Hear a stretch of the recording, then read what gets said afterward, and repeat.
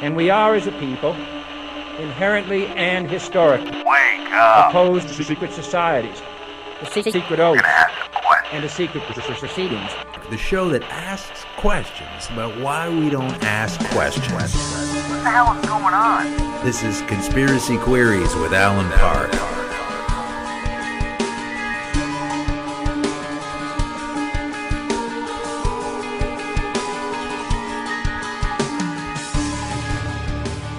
And welcome back to Conspiracy Queries with Alan Park. These are Conspiracy Queries, and we have a lot of them today. And I am Alan Park. We have a lot of strange things going on.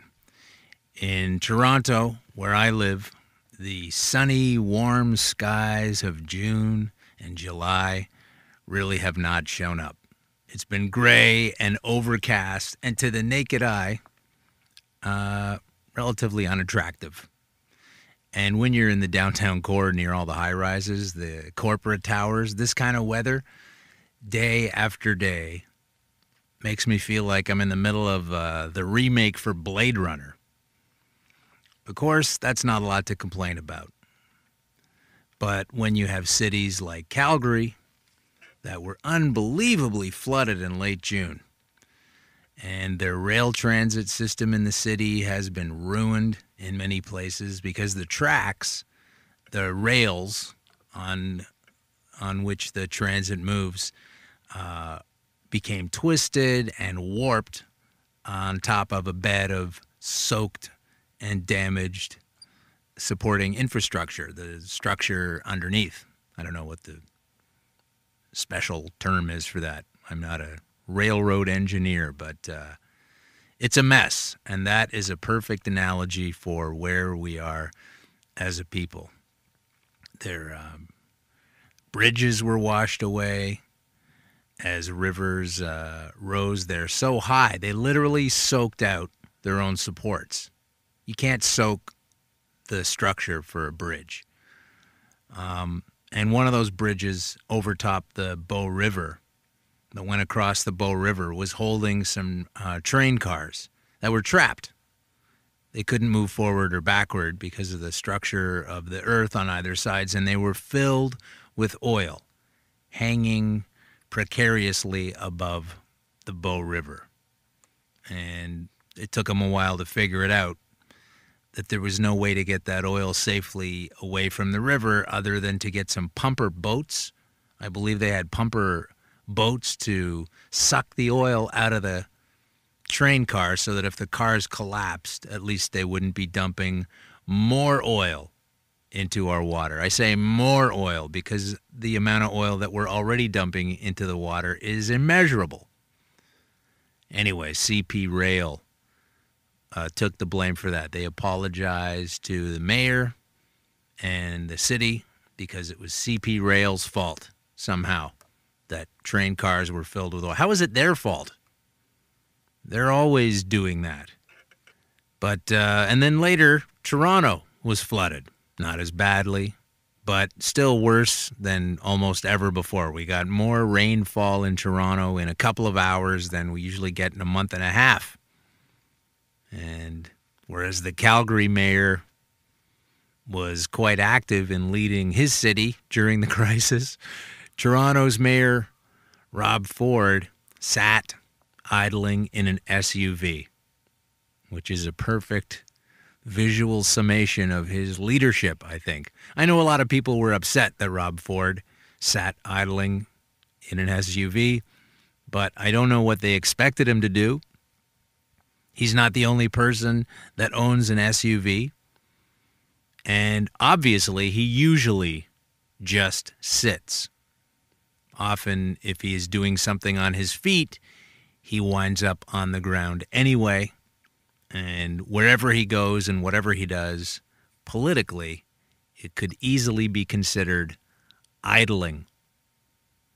It's sad to know that many people are going to vote again for Rob Ford in the next election. Why? Because there are no alternatives. Just like oil, apparently. One of the things that Rob Ford gargantuan mayor of Toronto idled away was the opportunity to vote for funding towards the creation of increasing Toronto's green space on the roofs in the center of the city, where many studies have shown, and actual practical applications do demonstrate in places where they've done this, that the more green roof you have in an urban center, the more absorbent it is, especially against the damaging flooding and heavy rains that Toronto recently got and apparently will be getting again, so they say.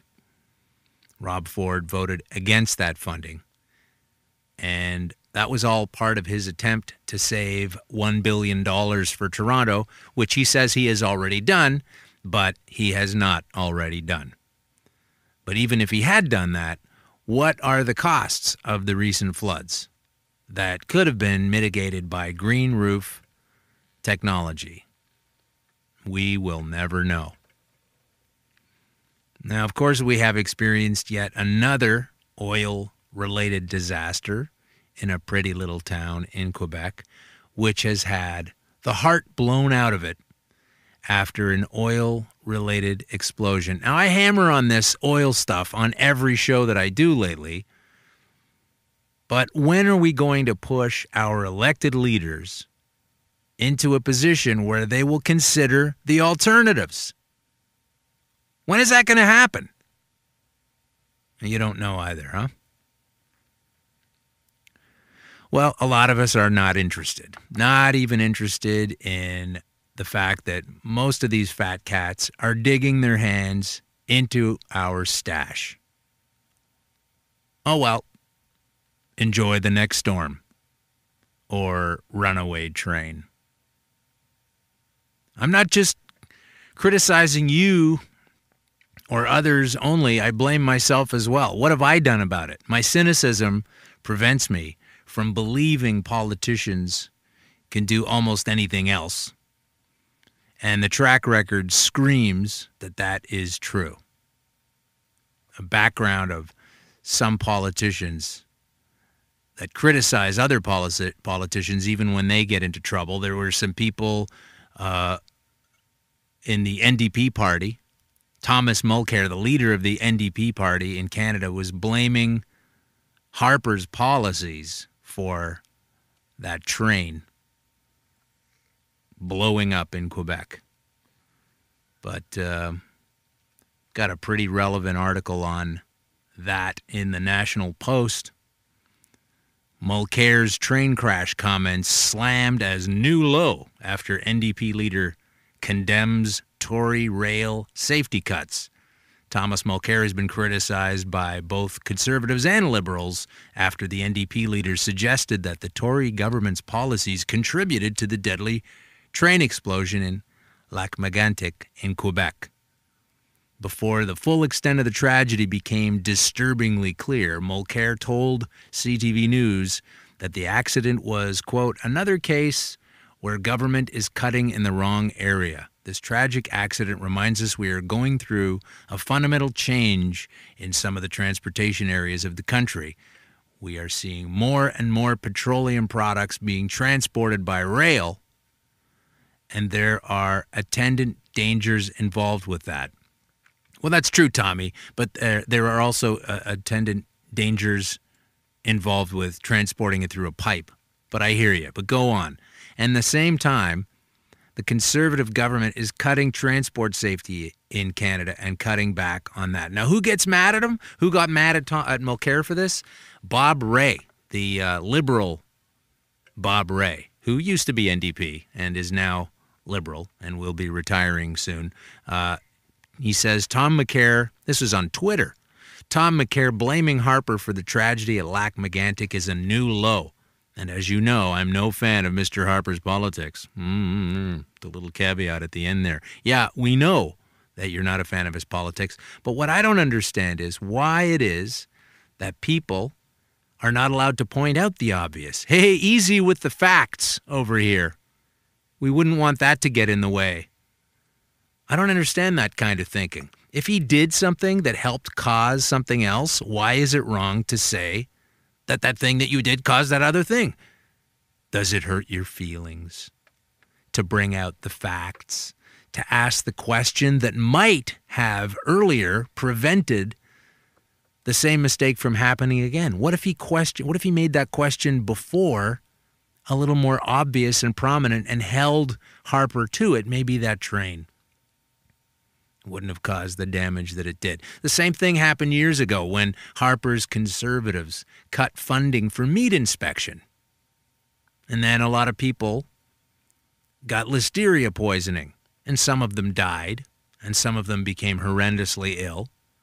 And then back then, I forget who it was, but somebody pointed out it was the Tory cuts that directly contributed to a lack of inspection capabilities that allowed the listeria to flourish, and people called those other people political opportunists. Political opportunists. Well, politics is all about opportunists and finding an opportunity to change the rules while you're in power and benefit from those rules later when you're back in private is the norm. Right, Dick Cheney? Politicians are a funny sort. If by funny, I mean bashing myself in the head with a golf club. Most everyone knows that most of them, politicians that is, perform within a range of, on the one side, running from ineptitude on the one end all the way to the other end of greed-fueled criminality. But we continue to vote for them. No alternatives, I guess. Well, at least I'm not alone in this feeling. According to a report in the New York Times, it says, crisis of confidence in government handling of corruption, survey shows. This is from Berlin. A majority of people worldwide believes corruption has worsened in the last 2 years, and they see governments as less effective at fighting it since the 2008 financial crisis. I would add that it's been going on way before that, but the survey was done by the Transparency International organization. Don't buy your clothes there, by the way. It's very embarrassing at parties. The Global Corruption Barometer is the biggest ever, conducted by the Berlin-based watchdog, with 114,000 people responding in 107 countries. Around the world, people generally believe that politicians are corrupt. Wow. That is not really a surprise. You think that might have to do with some of the double dipping that goes on, a lot of these weasels that straddle the fence. And I don't understand why this kind of thing doesn't get better media coverage. So it's a good thing I'm in the media, and I will spend a little time on this. In the Hill Times, MPs and senators defend rules to sit on corporate boards. Listen to this. MPs and senators are defending rules allowing them to moonlight in corporate boardrooms. What? How do you get to do that? But critics say the vague rules allow politicians to lobby from within Parliament. So they're working in a private corporate status, right? They don't even have to wait until they're no longer in politics anymore. Totally straddling the fence there. Alberta Senator Scott Tanis continues to be deeply involved in the financial services sector. He's president and director of the Western Financial Group, a company he founded, and also sits on the board of directors for a number of Western financial subsidiaries and has interests in tourism and real estate, and he's a senator. Sometimes it's difficult for me to remember that while I am on this radio show, I'm not supposed to swear. That's a little bit difficult sometimes when this kind of information comes up. I guess we're stuck with them, and that has a lot to do with why does we get what we always get? Same thing over and over again with these lying, double-dipping weasels, and we're surprised we're in a mess? Now, I was never a fan of Obama, but I did enjoy seeing George Bush leave. I enjoyed watching him taking his stumbling, bumbling delivery of policy away and have that replaced with an erudite intellectual such as Obama, who would be able to offer the same policies with a smoother delivery. Boy, we were wrong about that.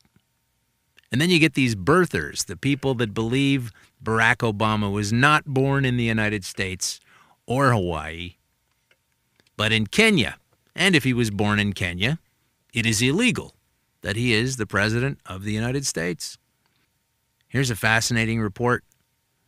The World Tribune may be the very first mainstream media outlet to make such a pronouncement, and goes on to say that the facts provided by Sheriff Joe Arpaio's investigation that was headed up by Detective Mike Zullo has shown Obama's certificate, the long form that he handed in a couple of years ago, to be a forgery, say multiple forensic experts who have examined it. A report detailing the evidence, will soon be presented to Congress. Now, that birth certificate was released in an attempt to quell a public firestorm over the validity of the shorter version that he provided prior to the 2008 election. And a group of concerned citizens in Arizona, i.e. racists, suspected the certificate of live birth produced in 2011 by the administration was fabricated, and they wanted Sheriff Joe Arpaio, who's a bit of a nut job himself if you ever get the chance, to investigate the situation. We have obtained an affidavit from a certain document analyzer, Reed Hayes, that states the document is a 100% forgery, no doubt about it. Yeah. Well, there you go. Obama's birth certificate is a forgery, therefore he wasn't born in the States. He probably was born in Kenya. But what those people fail to understand is that a corporation, which is what America is, and a lot of people believe that it's still this lofty notion of a country, right or wrong, but a corporation can choose whoever they want as their CEO. It doesn't matter where that person was born. It matters that the company wants him as their CEO. And as most people have realized, what a privacy-invading crime lord warmonger George Bush was, I wonder how many people now realize that even though Obama campaigned on change, he has deepened and intensified most of the very same programs and decisions that George Bush made that had everybody up in arms. Yeah, so much for change. How about this article from the Daily News regarding change? Former President George W. Bush, you know that guy, I was just making fun of him, praises President Obama on counterterrorism and immigration reform. I think the president got into the Oval Office and realized the dangers to the United States, and he's acted in a way that he thinks is necessary to protect the country, Bush said of his successor during a taped interview that aired on ABC's This Week. Let me translate that for you. I think the president got into the Oval Office and realized the dangers to the United States. What you need to know about that part of what he's saying is that when a politician campaigns on change and says things are going to be different and says he's going to handle things in a better way than his predecessor, he is lying. He is lying to you. Because these guys all know that when they get into power and they get into the Oval Office, that there's a certain diktat that goes on. Most of the power in the states, such as the NSA, which we will get into later, if they can hear me, is the same structure. It's still the same FBI. It's still the same CIA. It's still the same everything. It's only these guys that are on a rotating door. They do this all the time. They do it with budgets. Well, I didn't realize there wasn't enough budget left when I came in, so we're not going to be able to do the thing I promised. And when George Bush is complimenting Barack Obama, you know there were deep divisions between George Bush and Cheney, who constantly belittles his black cousin, Obama. Former President George Bush had kind words for his successor. Protecting the country is the most important job of the presidency, Bush added in response to a question about whether he felt surprised that Obama had kept many of the counterterrorism programs put in place during his own administration. Obama has come under criticism following the disclosure that National Security Agency has continued to implement cell phone and internet data surveillance programs that were created by Bush. I got news for you. They weren't created by Bush. He just stepped them up. They were already there. That's why I get a little bit excited when politicians step aside. I like it. The latest one in Canada that I'm happy about momentarily is Public Safety Minister Vic Taves, who was also pushing the online internet snooping angle. But don't worry about it, Vic. You can just buy that information from America because they're listening to Canada too and every other country in the world illegally without warrants. Now, I haven't enjoyed Vic Taves, and I would like to think I'd be glad to see him gone, but I'm not, because like so many politicians, while in power, he facilitated policies and ideas that opened the door in the corrections industry that it is rumored he will now profit from as he goes back to his life in the, quote, private sector. Because when he was in power, he took meetings with a private American prison company to discuss Canada's interest in considering the privatization of penitentiary services on a limited basis. But his assistant, a spokeswoman at the time, said, "We have no appetite to pursue fully privatized prisons, and the government has no intention of building new prisons." So, Vic Taves, while you enjoy your retirement, that better be true, or we're coming after you. As from the Huffington Post had a story saying that prison privatization, Canada mulls contracting services to companies lobbying, and Vic was being lobbied for correctional work. Faced with lawsuits and bad publicity in their home country, U.S. private prison corporations are lobbying to enter Canada. Because America has the highest prison population in the world, why should we be far behind? And the Canadian government is considering allowing them. And maybe it's going to be Vic Taves on a sweet, can I say ass? Sweet ass posting after that. I'm going to be watching you like a hawk, Vic Taves. You should be okay with that, though, because you've advocated being spied on intensely. Only you're the one that's going to be spied on. So let's go to The Guardian with this. The Guardian. I love The Guardian. I love what Glenn Greenwald has done there. They have so many good stories. How do you regularly mock the scope of North American media, O Guardian? Look, I know they're not perfect. Nobody is, but in fact, there was a really great article on how it was that no one can be perfect. I read that in The Guardian. But on to the Canada corrections thing. Private prison companies look to Canada as industry faces lawsuits in the U.S. They're doing so badly there. They've caused so much starvation and beating and civil rights abuses. And now they're coming here. They're trying to come here for fresh opportunities as pressure builds at home on the troubled multi-billion-dollar industry from human rights groups and legal actions, and as more states look to scale back their reliance on private prisons. With a massive prison overhaul plan already underway, as well as the passage in March of Bill C-10, Bill C-10, a suite of crime legislation that most observers agree will see more Canadians face prison time and keep those already locked up longer. It seems the American industry's interest in its neighbor to the north could not come at a better time. Better watch it, you guys. Got our eyes on you. And another conservative, Peter Kent, looks to be packing it in, at least as a member of the cabinet, due to his ridiculous positions and constant nonsense and posturing as a Harper lackey. Kent also often suffers the indignity of having his name, Kent, mispronounced. And I don't know how much I'm going to cool down now that it's time for another segment of Meet the New Owners. Speaking of oil, ours is no longer ours, apparently. I'm not saying we should keep using it at the rate we are, but there are so many reasons not to do that.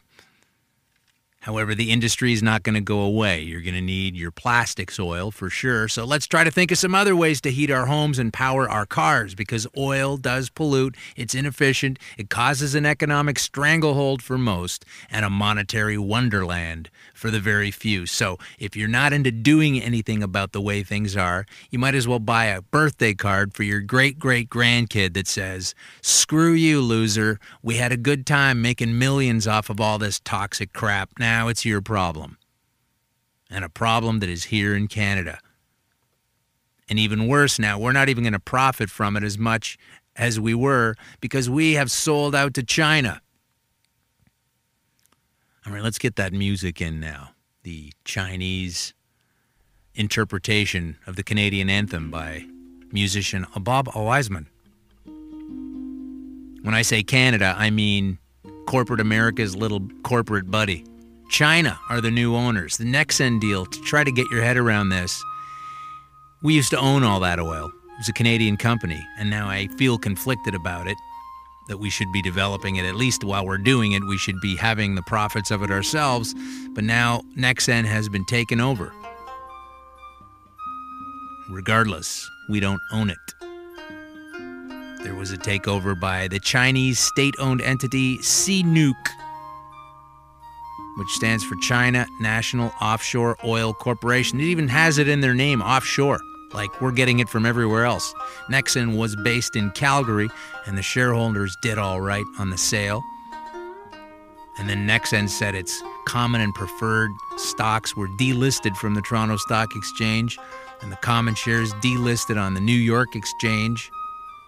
And the company said Kevin Reinhart should remain chief executive of Nexen, which will operate as a wholly owned subsidiary of CNOOC.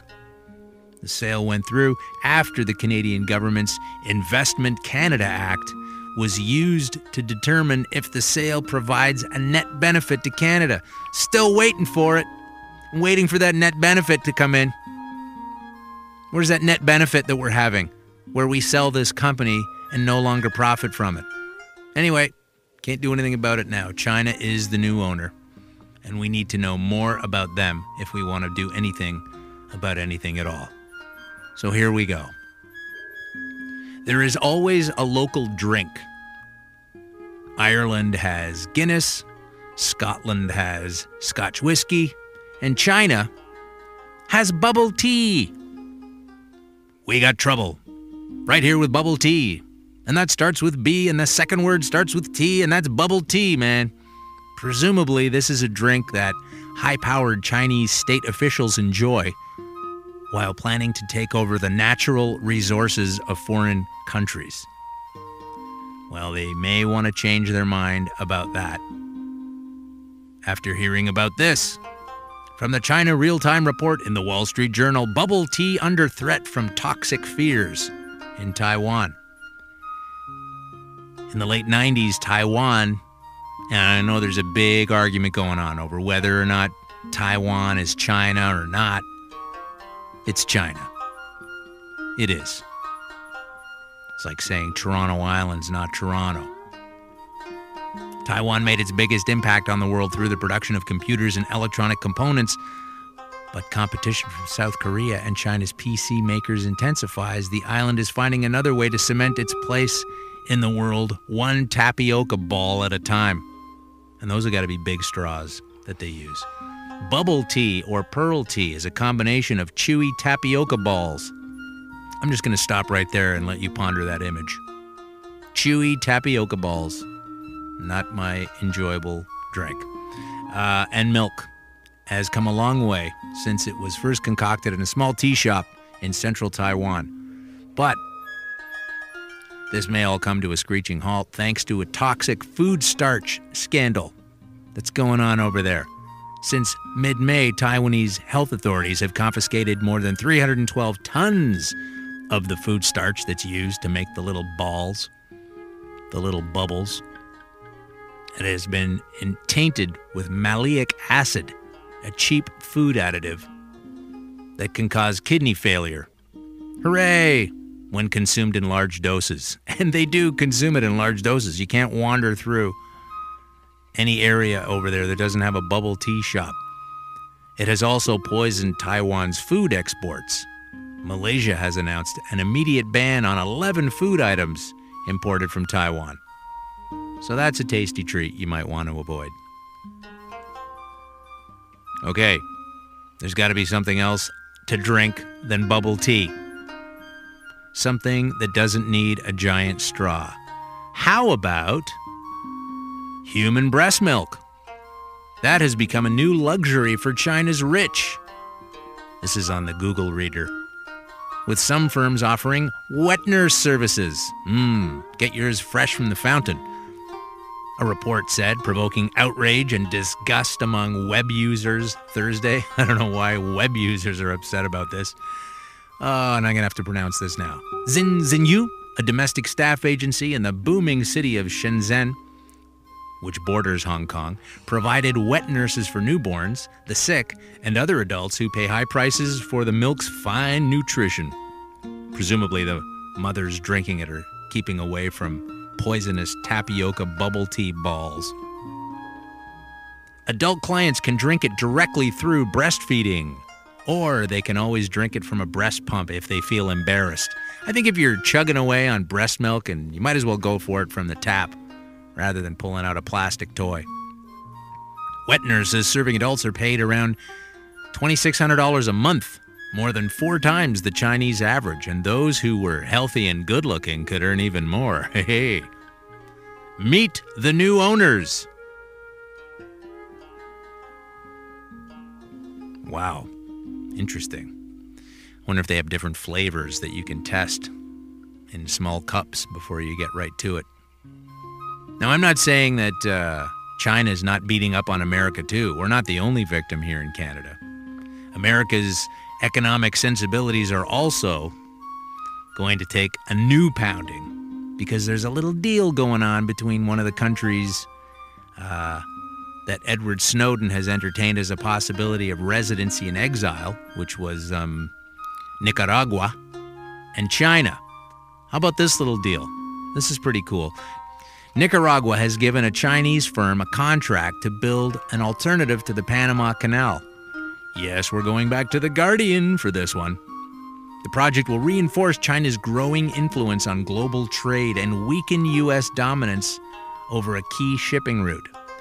Nicaragua has given a Chinese company a 100-year concession to build this canal, in a step that looks to have profound geopolitical ramifications. Meet the new owners. These guys are the new owners. The president of the country's National Assembly, René Nunez, announced the $40 billion project will reinforce Beijing's growing influence on global trade and weaken U.S. dominance over the key shipping route between the Pacific and Atlantic Oceans. The name of the company and other details have yet to be released, but the opposition Congressman Luis Callejas said the government planned to grant it already. It's a done deal.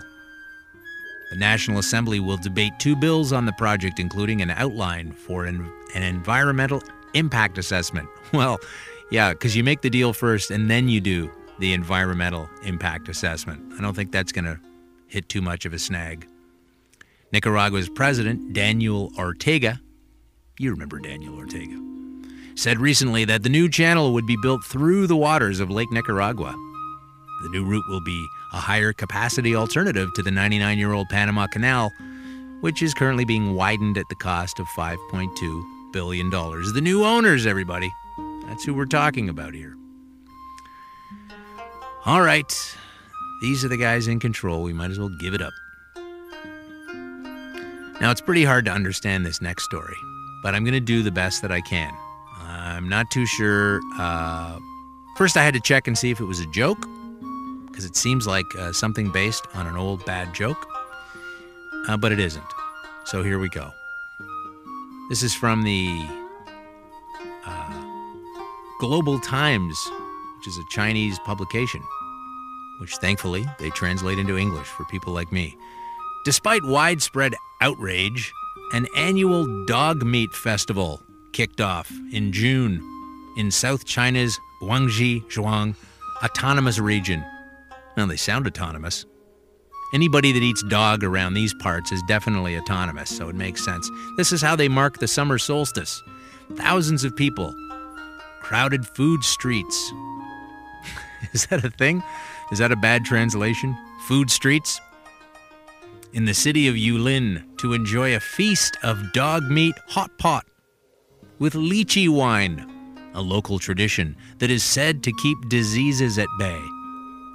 Yeah, and sensible, normal people would also be kept at bay by this. It is estimated that over 10,000 dogs were killed on the one-day festival. In an open letter to the Yulin government on June 18, 20 animal rights organizations called for the festival to be canceled. Dog meat consumption is the reason why dog theft is so rampant. We call for the cancellation of the festival as well as the reduction and limitation of the consumption of dog meat. Their statement said Yulin authorities earlier responded that they were powerless to act as the festival was organized by local cats. No, I made that last part up. It was organized by local people and not the government. Animal lovers say the dogs that are eaten are often strays. Oh, okay. Well, that's all right then. Or they've been stolen from their owners in the countryside. They might carry diseases that can be passed on to human beings. Well, you know what I think? I think if you're a human being that's eaten a stolen dog at a festival and you get sick from it, good. Pictures published online of dogs kept in cramped conditions before being skinned and cooked have angered many. Animal rights activists from all over the world have descended to try to get this thing to stop. Meanwhile, Yulin residents ask for more understanding of their local tradition. We eat chicken, pork, and beef. Why not dog meat? I hope outsiders show some respect for our traditional festival. But you know what? I got to give that to the guy. Got to give that to him. That's a true point. I think you should rail that in. We eat chicken, pork, and beef. Why not dogs? Why not gerbils? Why not minks?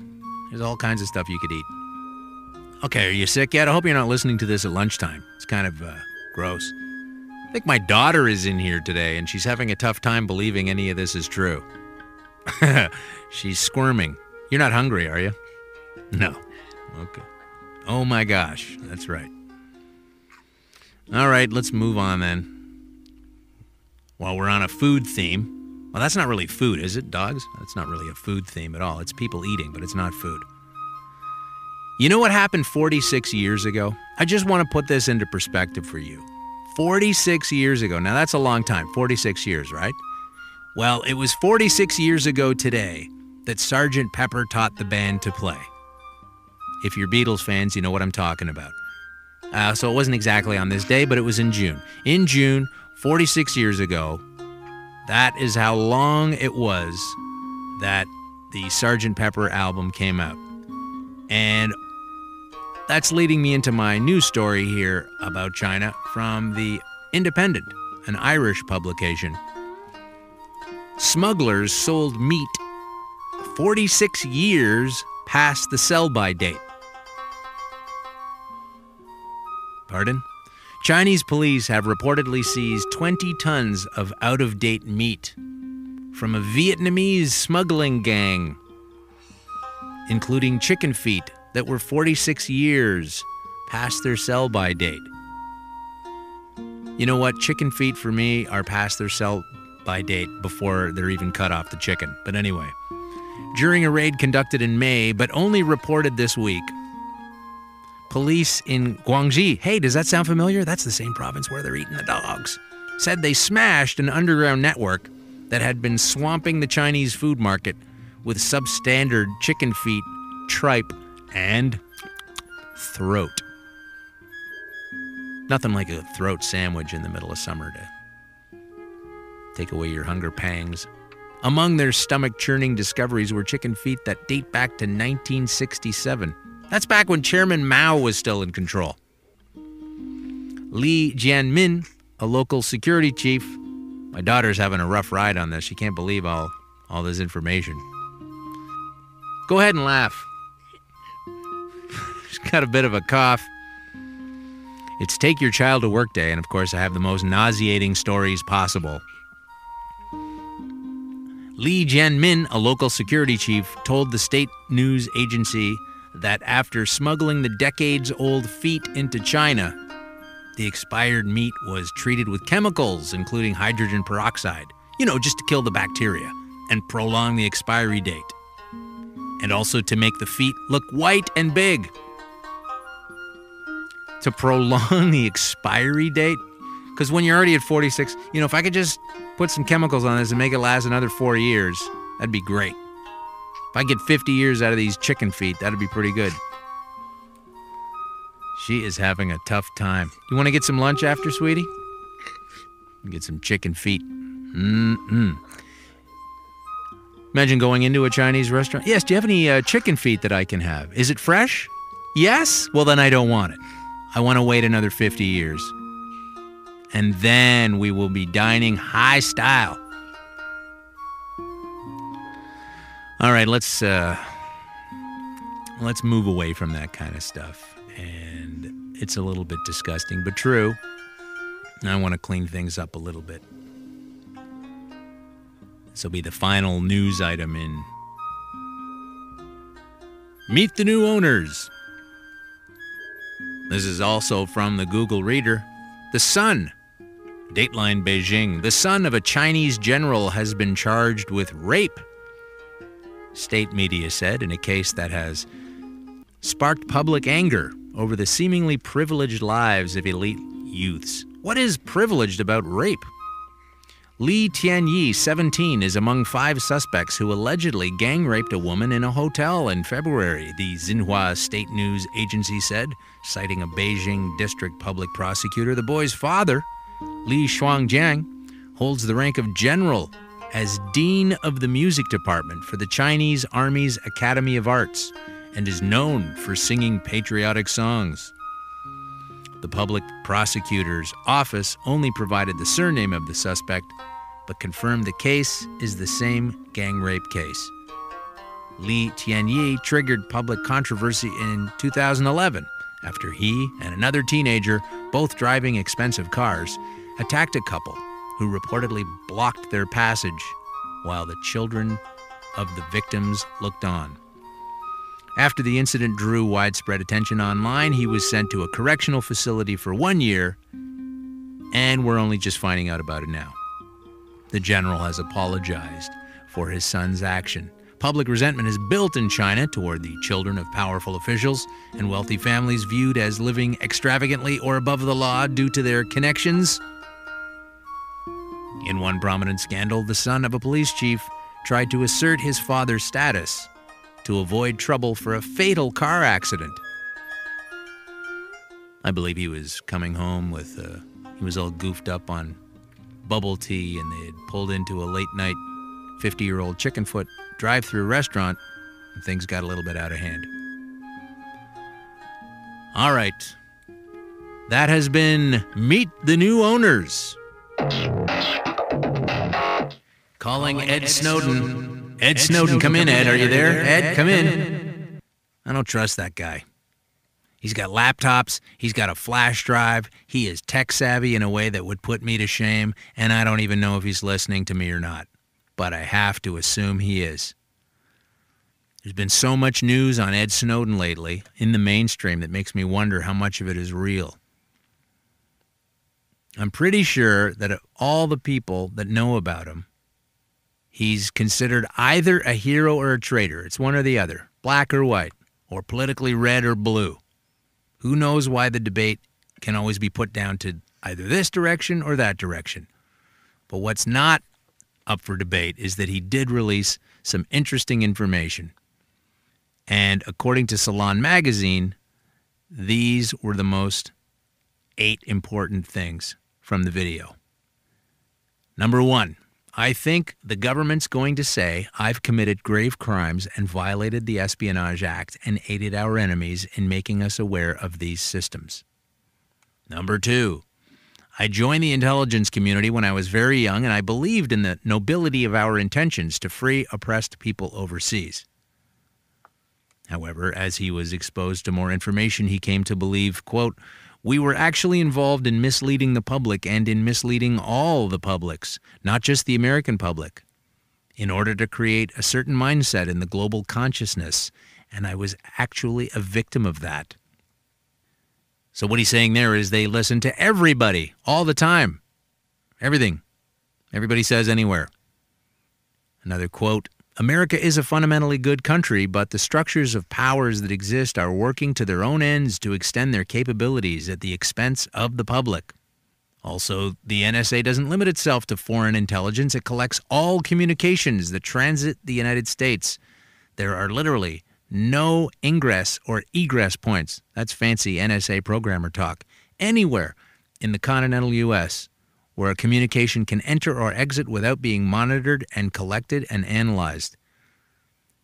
You've got Boundless Informant, a sort of global auditing system for the NSA's intercept collection system that lets us track how much we're collecting. God, can you imagine keeping track of everything they've collected? Where we're collecting, by which authorities, and so forth. The NSA lied about the existence of this tool to Congress. Yeah, that was the head of the Intelligence Committee, James Clapper, lied about it. Of course, a lot of people don't believe that and aren't doing anything about it, but he did. Look it up. He lied. He had the question a day ahead of time. He was given the question a day ahead of time. And then, he wants to claim that, he didn't really understand it on the day. Right. You're the intelligence coordinator and you don't understand a question that was given to you 24 hours ahead of time? All right. PRISM, according to Snowden, is a demonstration of how the U.S. government co-opts U.S. corporate power. Or is it the other way around? To its own ends, companies like Google, Facebook, Apple, Microsoft, they all get together with the NSA and provide the NSA direct access to the back ends of all the systems we use to communicate. I don't want to live in a world where everything I say, everything I do, everything I talk to, everyone I talk to, every expression of creativity or love or friendship is recorded. Okay, Ed. I hear you. I hope you're telling the truth. Who else weighed in on this was, this is from ARS Technica. 5 things that Snowden leaks revealed about the NSA's original warrantless wiretaps. The 5 things are: as stories based on Ed Snowden's trove of leaked NSA documents continue to trickle out, most reporters have focused on what they can tell us about the agency's current or recent surveillance activities. Yet one of the most interesting documents, published in full by The Guardian, back in June, sheds new light on the granddaddy of them all, Bush's original warrantless wiretap program. It was this program itself, one component of a broader initiative known as Stellar Wind, that kicked off the modern debate over NSA surveillance. In a bombshell 2005 New York Times story, an unclassified report on the president's surveillance program, jointly authored by the inspectors general, was released in 2009. This information's been kicking around for years, is the point. The program was broader than originally reported. Right. Well, here's some good news out of it. A federal judge has allowed NSA mass spying case to proceed. There's a group suing. A federal judge rejected the U.S. government's latest attempt to dismiss the Electronic Frontier Foundation's long-running challenge to the government's illegal dragnet surveillance programs. Today's ruling means the allegations at the heart of the Jewel case move forward under the supervision of a public federal court. So they're being sued for doing this. We're going to keep an eye on that story for sure. Some other people are a little upset about being spied on, say every other country. Germany, for example.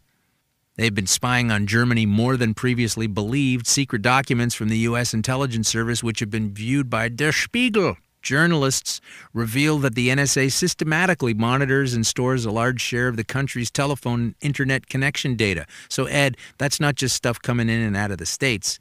That's stuff that is in Germany. And if you're living in the world, in a country, you're also being monitored and stored and collected. Now there's some people that are a little bit upset that Ed Snowden has found himself inside Venezuela after being chased around the globe in a modern haircut version of Where's Waldo. Ed Snowden has found himself safety and harbor in Venezuela. Now, this is from a blog I found about some people that are really upset about that. This is called wakeupworldandsmellthecoffee.com. I'll bet you that was an easy name to register. Talk is cheap in today's Venezuela. Nicolas Maduro, who illegally has usurped the presidency from the opposition leader Enrique Capriles Radonsky, exerting the title of president of Venezuela unconstitutionally, is entertaining the idea of bestowing asylum and protection to Snowden. And by now we know he's in. For his bravery and Snowden's intention of changing the world. Venezuela has compromised its right of freedom of speech, being the profession of journalism one of the most persecuted and embattled by the Venezuelan government against those who fight in the opposition lines. Many peaceful manifestations against the Venezuelan regime end up in violence brought about by the government itself through their National Guard and their military. How hypocritical is it for Nicolas Maduro and his outlaw regime to embrace and find acceptable the treason committed by Ed Snowden against his homeland, the USA?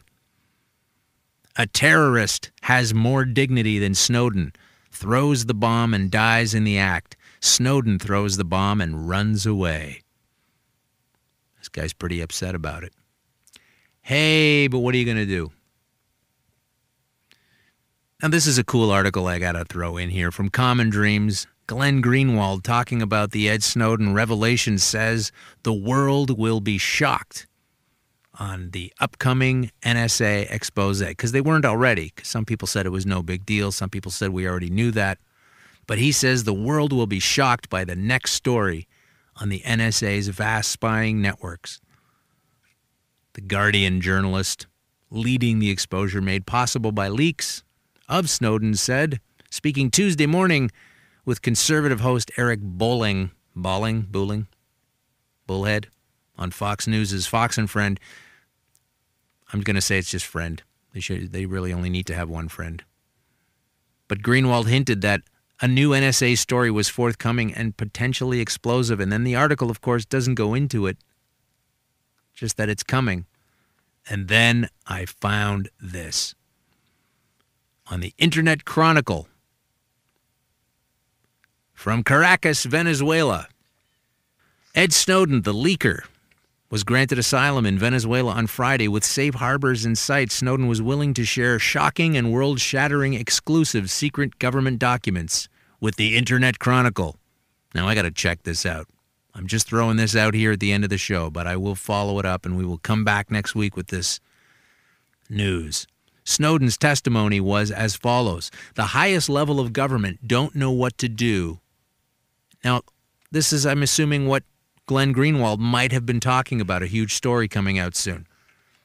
Snowden says the highest levels of government don't know what to do about UFOs and the official story that they are all merely weather balloons or natural phenomena has been clearly dismissed. If anything, these documents speak about UFOs as if they are surely guided by an intelligence beyond our own.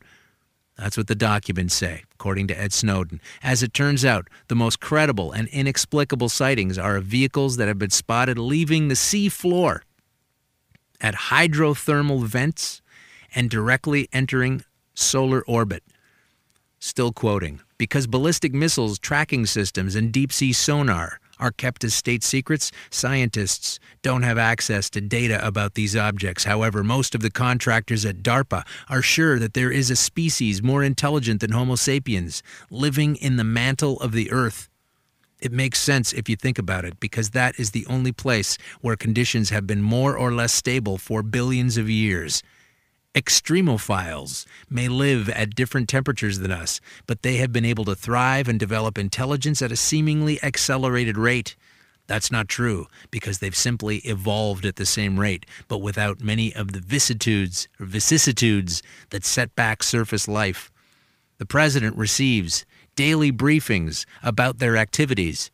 Analysts believe their technology to be so far advanced that we stand little chance of survival in any potential war.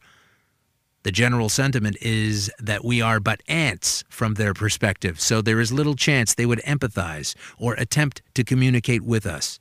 And the current contingency plan is to detonate nuclear weapons in deep caverns to sting the foe we have no hope of destroying, in hopes it would discourage further attacks.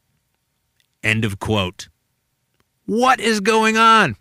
Ed Snowden is releasing this kind of information. My goodness.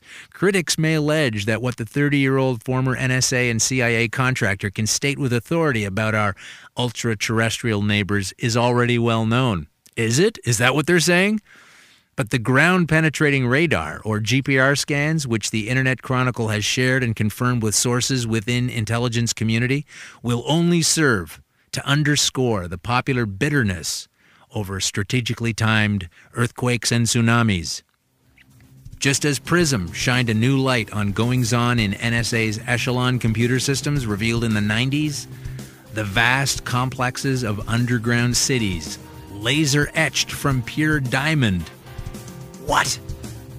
Apparent in the GPR scans will transform public debate about the balance between liberty and security. Snowden's gone wild. Well, we're going to leave it right there for this week and definitely pick it up next week. I want to verify this, that he said this. I want to find more of these documents, and hopefully that is what Greenwald was talking about. Thanks for listening to Conspiracy Queries with Alan Park. Please offer comments or complaints by emailing conspiracyqueries@gmail.com or on Twitter @con_queries or at our website, conspiracyqueries.com. Thanks for listening.